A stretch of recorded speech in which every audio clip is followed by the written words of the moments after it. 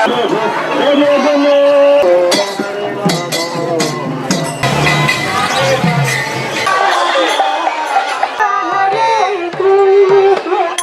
কৃষ্ণ। জয় জগন্নাথ বলদেব সুভদ্রা মহারানীর রথযাত্রা মহোৎসবকে জয়।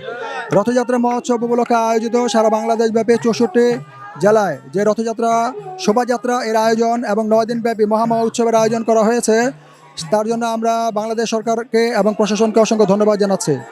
এই নীলাচল ধামে জগন্নাথ বলদেব সুভদ্রা মহারানীর আবির্ভাব অনেক মাহাত্ম্যপূর্ণ। জগন্নাথ দেবকে বলা হয় পতিত পাবন, অর্থাৎ যদি কেউ নিকৃষ্ট হয়, কেউ যদি কুকুরের মাংস ভক্ষণ করে, সেও যদি জগন্নাথকে রথে আরোহণের সময় জগন্নাথকে দর্শন করে, তাহলে সে জড়জগৎ থেকে উদ্ধার হয়ে যায়, তার আর পুনর্জন্ম হয় না। তাহলে যিনি জগন্নাথ দেবকে প্রাণ ভরে প্রণাম করছেন, ভোগ দিচ্ছেন, নৃত্য কীর্তন করছেন, তার মহিমা শ্রবণ করছেন, তার কি মাহাত্ম্য আছে। তো এরকমভাবে আমরা দেখছি এখানে অনেক সেবা চলছে, অনেকে ঝাড়ু দিচ্ছে।